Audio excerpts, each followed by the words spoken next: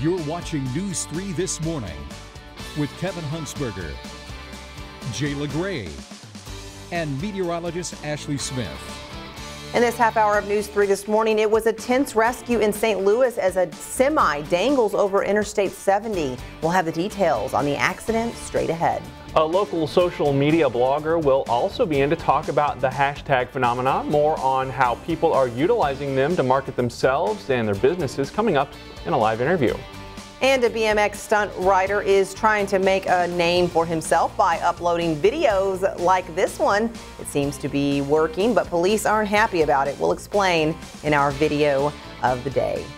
Good Tuesday morning. We're coming up on 6:30. Thanks for waking up here with us. Plenty of news to get to in this half hour, but first let's get another check of the forecast. Meteorologist Ashley Smith is here this morning, and yesterday wasn't a bad day. Put the sunglasses on, enjoyed part of the afternoon. Not too cold, considering it is the middle of January. Yeah, exactly. Temperatures well above normal yesterday, and today they're going to be above normal as well, just not quite as extreme as yesterday. Temperatures right now in the 20s and 30s, 28 in Mount Vernon, 29 in Pittsburgh, 32 degrees in Carterville with calm winds right now, but we will see those winds pick up later in the afternoon.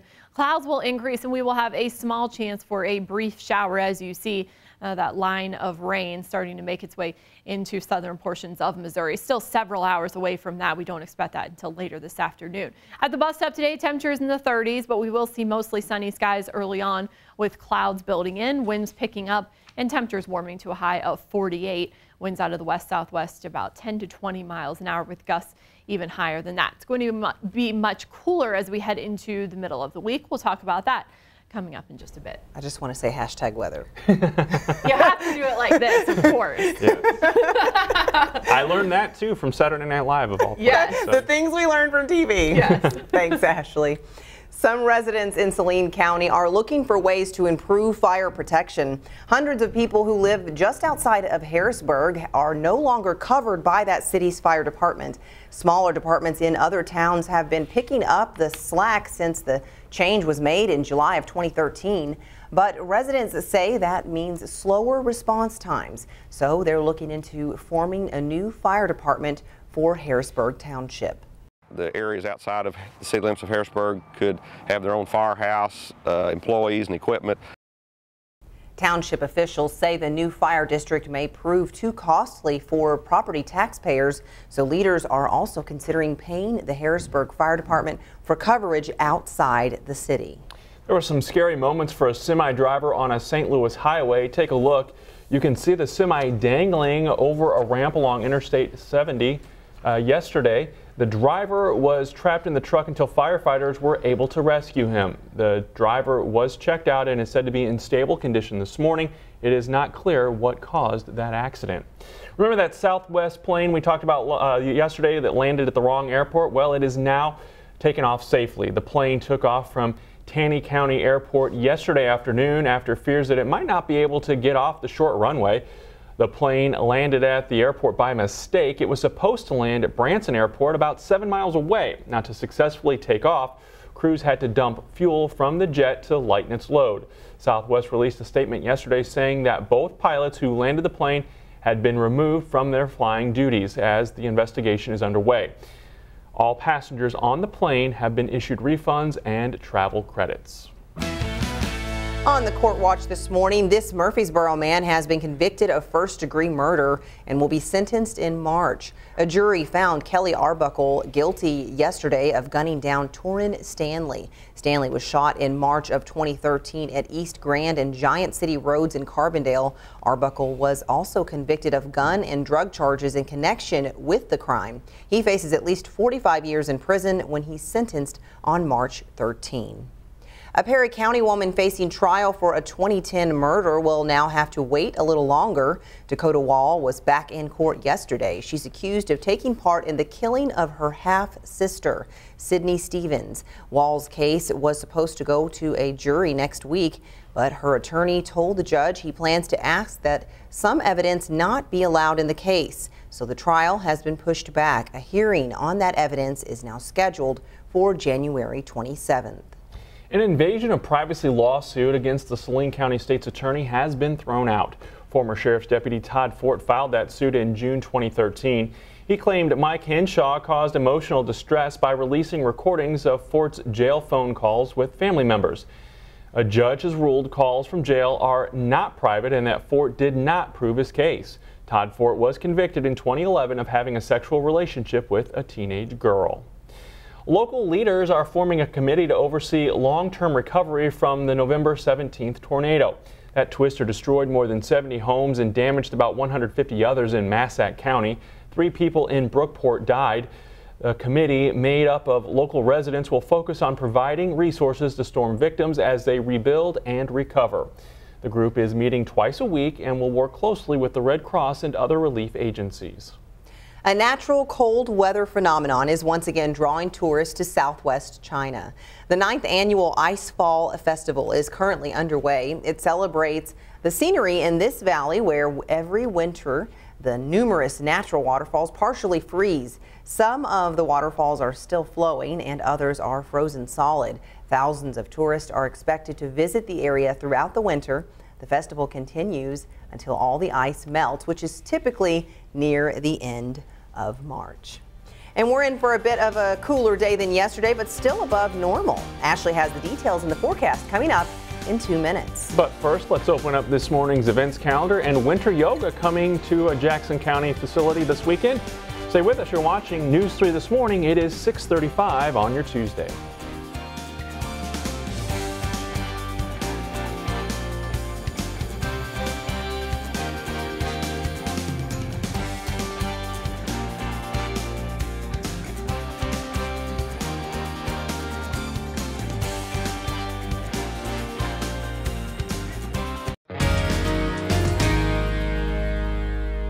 It was definitely a warm day yesterday, especially compared to January normals. As a matter of fact, our record high around here for the day yesterday was 68 degrees.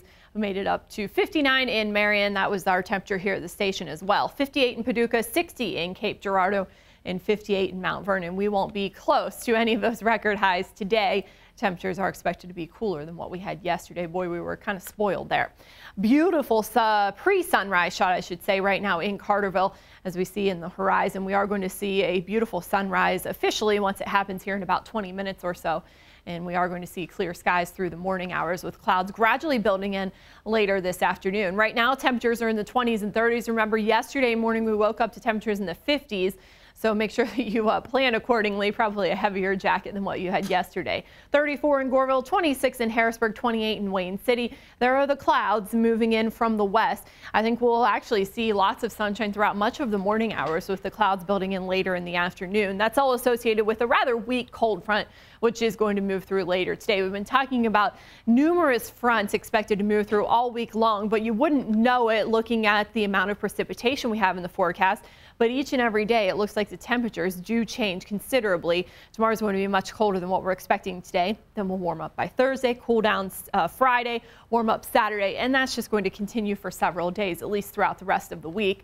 Once that cold front moves through, it will switch our winds to the northwest. But for the first part of the day, they will be out of the south, and they will be picking up once that front gets a little closer. We do expect windy conditions much like yesterday.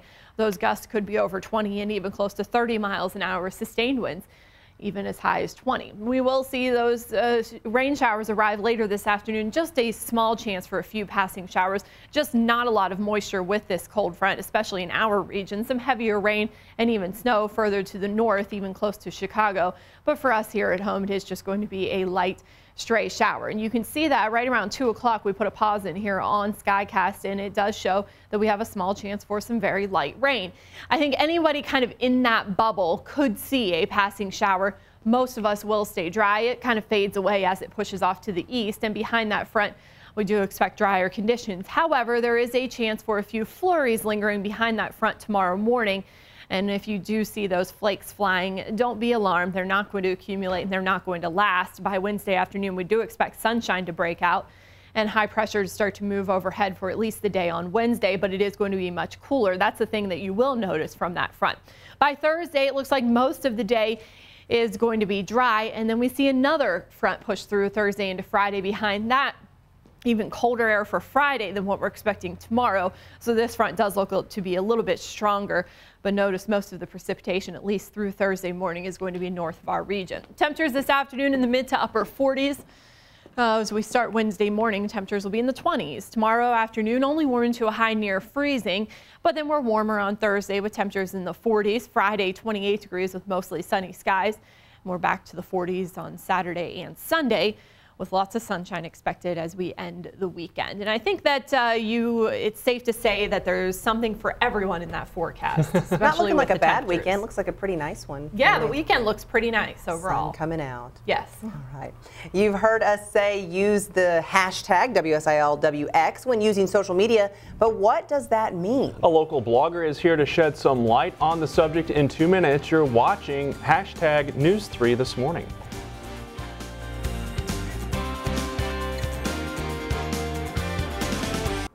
6:43, welcome back. Social media can be confusing to some people, and this morning we're talking about hashtags. For those newbies out there, that's what the pound sign is on your computer keyboard. But there have been some significant meanings to those hashtags, especially if you're into marketing your business or yourself.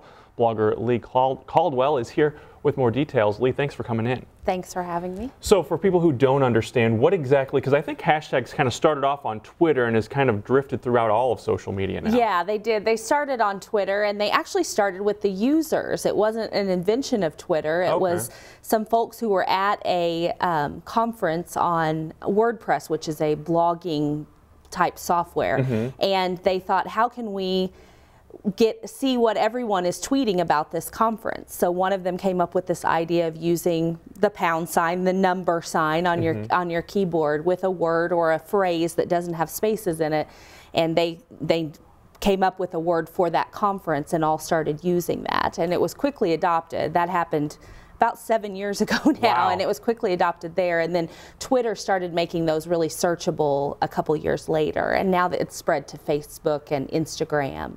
And I know there's a lot of, somebody put hashtags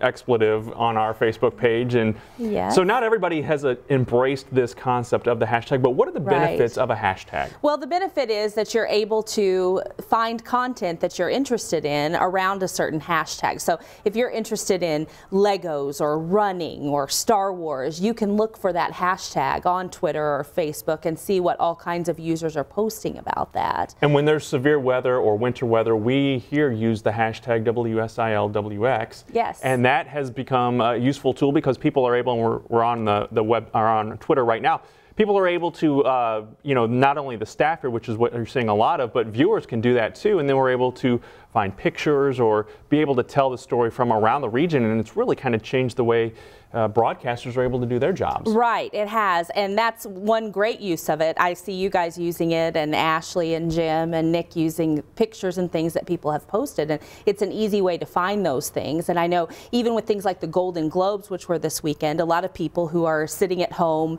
you know, making comments about what's happening with that live event are hashtagging it Golden Globes, and you can kind of feel like you've got, you know, Joan Rivers in your living room if you sit there and follow that while you're watching the show. One thing I've noticed, you can't use punctuation in a hashtag, is that right? That's right. It's just got to be letters, and they have to be, if you're going to use more than one word, they do have to be without spaces in between them. So. And for me, and this is my own personal preference, I like it when each word is capitalized. It makes it look a little cleaner, and it's easy because sometimes there's a hashtag and it's like, okay, this could have a couple of different meanings here. Well, that's true. It is easier to read, and you want to kind of keep them short. And we've even seen things this year and the last couple of years with couples who are having a wedding, kind of assigning a hashtag to that wedding, so that if folks are going to put out pictures on Instagram or those kinds of things, they ask everyone, can you please use this so that we can find those pictures later. And you want to make sure if you're going to do something like that, the hashtag's pretty short, so that people don't misspell it or, you know, get it wrong. That's the other thing too. And is that how things get trending on Twitter? Is it through the hashtag? A lot of times it is. I mean, words can also trend, but a lot of times on Twitter, if you look at Twitter, there's a column of trending topics, and a lot of those are hashtags. Yeah. Alrighty, we'll have more on hashtags and what they mean. Lee's blog, we'll have that posted on our website a little later this morning. We'll have Lee back in the coming weeks too to talk more about social media. Thanks so much for joining us this morning, Lee. Appreciate it. And up next this morning, there's a new way to get the word out about people who want to know more about missing children. Plus, a quarter century of The Simpsons is spawning a new toy based on the animated series. You're watching News 3 this morning. Welcome back. There is a new way to get Amber Alerts out to the public. The Illinois Lottery has announced a plan to broadcast the alerts via the lottery's advertising monitors. They're used in more than 8,200 businesses around the state. The plan is to run a message for 20 seconds every 90 minutes after the police issue the alert. Amber Alerts are used to let people know to be on the lookout when a child is abducted. Off the North American International Auto Show in a positive way. Its Corvette Stingray was named North American Car of the Year. The award is voted upon by a panel of automotive journalists. The 2014 Stingray was up against the Cadillac CTS and the Mazda 3. Chevy also won Truck of the Year with its Silverado. Silverado was up against the Acura MDX and the Jeep Cherokee. Restaurant chains are constantly trying to reinvent themselves to stay competitive in a changing industry. Now Pizza Hut is trying something they've never done before. They're going to start offering pizza by the slice. They will be made with new recipes more similar to the thinner crust pies sold in the Northeast. A slice will cost between $2 and $3 and will take about 4 minutes to heat up. They're going to test it out in Nebraska and Rhode Island first. There's no word yet on when or if the concept might expand nationwide. Simpsons fans everywhere are celebrating 25 years with a new Lego set coming to stores next month. The new set, which is seen here, has the classic Springfield house, car, and all characters such as Homer, Bart, Lisa, and Maggie. But don't go running out for this set at your local retailer. The set will be exclusively in Lego stores first, followed by major retailers in May with a price tag of $200. The Simpsons is the longest running scripted show in TV history since the premiere in December 1989, making it recognizable throughout the world. And now for the latest on the forecast, we'll head over to Ashley in the Weather Center. Ashley. And we are seeing a very pretty sky this morning all across the region. Temperatures are much cooler than they were at this time yesterday, but we're still going to be above normal by this afternoon before a bigger cool down arrives just in time for your Wednesday. Right now, just a few clouds out there, most of us seeing clear skies, and those clouds will eventually build in as we head into the afternoon hours. 34 degrees right now in Goreville, 31 in Ziegler. Elsewhere, we're in the upper 20s, 28 in Wayne City, 27 in Harrisburg, with mainly light winds. We are going to see a very weak cold front move through later today. With that will come gusty winds and a small chance for a passing shower, but we're not expecting much in the way of precipitation. Mostly cloudy skies at noon, 45 degrees, a high of 48 later today. That isolated shower will be possible between about noon and 3 o'clock. And many of us will stay dry with only sprinkles expected. Tomorrow morning, maybe a few flakes with behind that cold front. Still a little bit of moisture left behind, but the sunshine breaks out beyond that. But it's going to be cold, a high of only 32. Thursday, we're in the 40s. Friday, back to the teens and 20s. And then warmer for the weekend, 43 on Saturday and low 40s again on Sunday with mostly sunny skies. Stay tuned. We'll be back in a couple of minutes.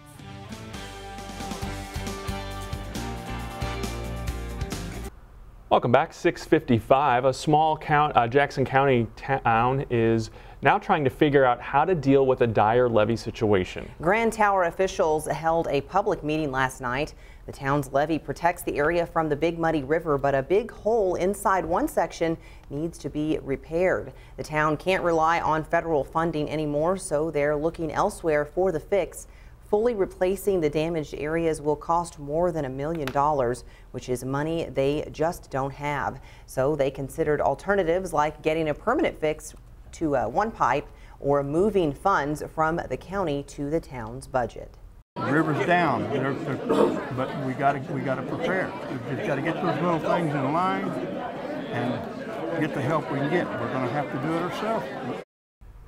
Mayor Mike Ellett says time is of the essence. He plans to know their next steps sometime this week. Johnson County leaders have pushed back a decision on a proposed fracking committee. The Johnson County Board discussed the possible committee yesterday, but heard a lot of criticism from fracking opponents. They suggest a committee on fracking would amount to an endorsement of the drilling practice. Leaders say the committee is needed just in case fracking does come to Johnson County. After a heated debate, the county board tabled the issue until after the March primary. That's when voters will weigh in on fracking in a ballot referendum. And we're going to do a new segment here on News 3 this morning. We're going to be looking at newspaper headlines from around the country and in some cases around the world. This comes to us from the website newseum.org, and we're going to start in St. Louis, where you can see right there the big picture, the front page news there. A Metro East mayor in the town of Allerton. He is accused of corruption and is in the middle of a big shakedown. It's going on with Mayor Randy McCollum Sr. And again, he has been accused of corruption, accepting gifts and helping relatives get jobs. So that's kind of what's happening in St. Louis today. Also in Chicago, the Tribune, scroll on down there, the Chicago River story. We talked about this yesterday. 3 people fell into the Chicago River early yesterday morning. 1 man died, 1 man was pulled out and is recovering, and a woman is missing and presumed dead. So that's a picture there kind of paints what was going on in Chicago yesterday and continuing on today as they continue to search for her. And in New York, we've got the front page of the New York Times up there. There's an article about older people leading signups for insurance, and the pattern could result in higher premiums. And there's also the big story seems to be with the Pope and the changes he is making to the Vatican by filling top spots in the church of hierarchy with moderates. And I guess if you scroll a little bit down, you can see the story making big headlines right now, of course, is Alex Rodriguez. And there is a story about the files detailing doping down to the milligram. And that's headlines from around the country. Yeah. And Good Morning America is coming up in just a few minutes. Here's ABC's Josh Elliott with a preview of what they're working on. And a good Tuesday morning to all of you. Lots to get to today on the program, but we will have the very latest now in Tampa. This deadly Florida movie theater shooting there. This retired cop charged with murder after police say he became angry at a man who was texting during a film. Live from Tampa then, with more on a phone argument that turned deadly. That and a whole lot more coming next right here on Good Morning America. Fort Worth, Texas is a notoriously bike-friendly city, but a BMX stunt cyclist is pushing that to the limit. He rode his bike on top of the 7th Street Bridge, 24-foot arches, and the video is going viral. Cyclist's name is Matt Olson. He admits the stunt was illegal, but says it's an up-and-coming rider, and he wanted to make a name for himself. Quick look at the forecast. I guess we encouraged that, didn't we? It's going to be a nice day, not quite as warm as yesterday, but still above normal temperatures. All righty, we're back at 7:25.